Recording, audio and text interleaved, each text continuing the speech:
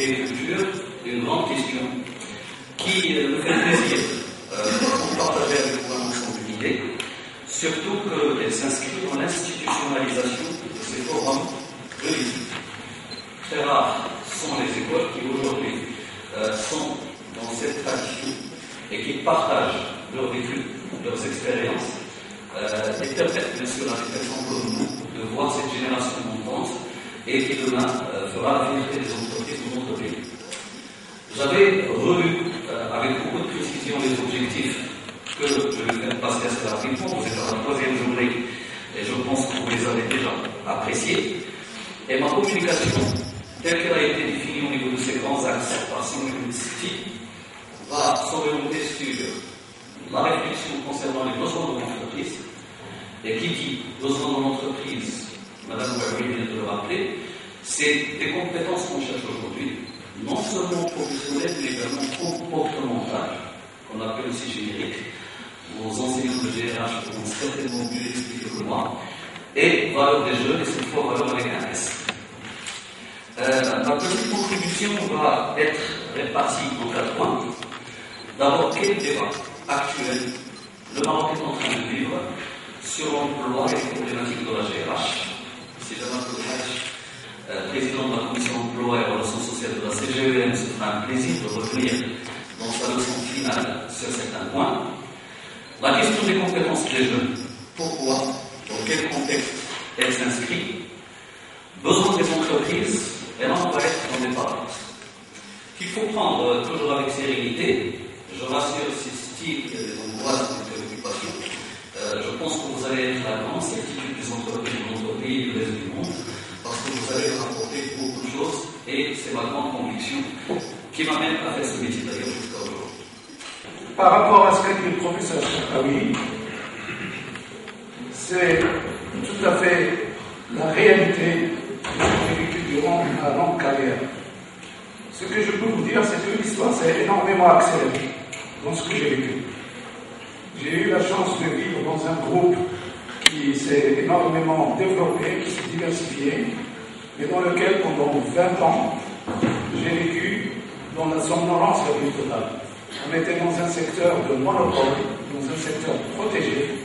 J'ai vécu avec le même directeur général pendant une vingtaine d'années, et lorsque ça a bougé vers les années 1996, lorsque le pays s'est ouvert vers l'international, lorsqu'il a accepté que la concurrence arrive pour remettre en cause les monopoles et les situations acquises, lorsqu'il a créé des zones d'ouverture avec l'Europe, avec les États-Unis, avec le Moyen-Orient, et c'est à partir de là que tout s'est accéléré. Ce choc de culture, à mon avis, après quelques années, je pense que c'est quelque chose qui est révolu. Parce que finalement, tout le monde a compris. Tout le monde a compris qu'aujourd'hui, la force, déjà, c'est dans les réseaux sociaux. Tout le monde l'a compris parce que aujourd'hui, le jeune, le référentiel, il a très bien expliqué ses années, il y a 2 référentiels différents. Il y a un référentiel des jeunes, basé sur plus de satisfaction personnelle, plus de demandes de confort, et en face nous avons un référentiel d'entreprise qui est basé sur beaucoup plus de performance, beaucoup plus de compétences. Mais rien n'empêche pas. Que vous appelez comme choc, en fait, il s'explique beaucoup par la méconnaissance. Par la méconnaissance, c'est-à-dire les uns ne connaissent pas les autres. Très bien. Et notamment, les jeunes, je ne parle pas de vous, ne connaissent pas beaucoup l'entreprise. Ils s'en méfient même. Les jeunes se méfient de l'entreprise. Il y a des préjugés dans les 2 sens. Et il y a certaines actions que nous faisons au CJD et que nous invitons toutes les instances, le gouvernement, le patronat, nous invitons les écoles aussi à faire ce genre de choses, c'est à rapprocher les jeunes de l'entreprise. Quand j'ai dit que ça ne s'adressait pas à vous, parce que vous faites des stages, votre école vous organise des stages, vous touchez l'entreprise, vos parents ont des entreprises, vous travaillez dedans, donc vous savez ce que c'est que les entreprises. On travaille aussi avec des jeunes qui, pour eux, l'entreprise, c'est un mur d'enceinte. C'est un gardien qui leur dit passez de l'autre côté du trottoir. C'est ça l'entreprise pour eux. Et quand je regarde en fait, le constat qui a été donné par rapport à notre société, parce qu'il faut reconnaître que nous avons nos référentiels à nous, quand bien même nous subissons des mouvements internationaux grâce aux nouvelles technologies, au flux d'informations que nous avons chaque jour.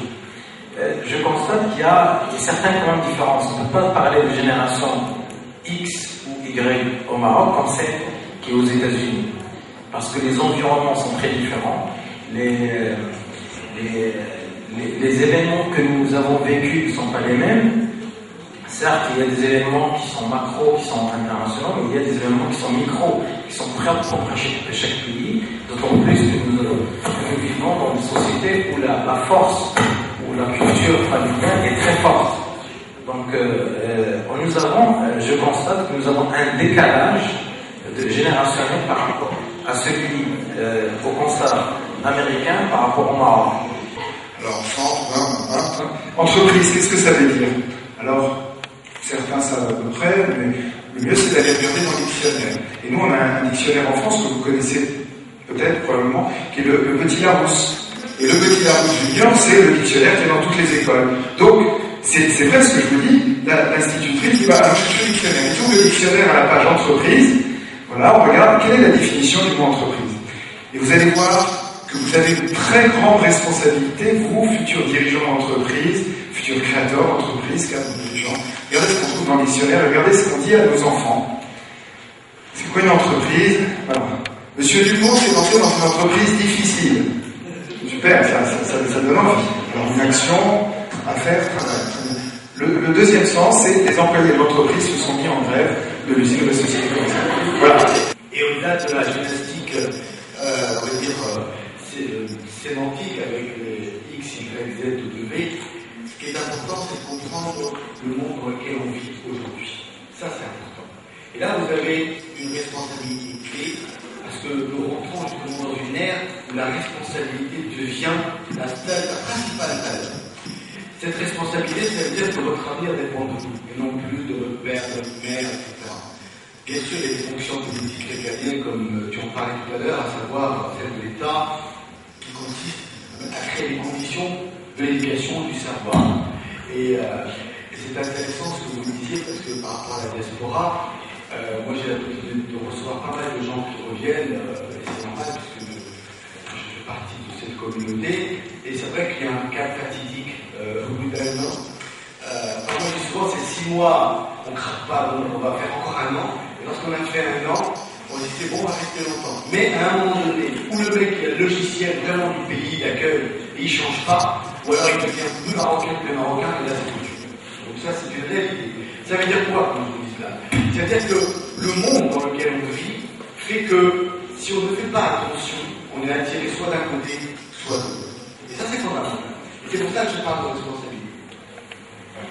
Donc bonjour, je remercie le panel d'avoir accepté d'assister avec nous dans cette conférence. Je remercie aussi les SIC.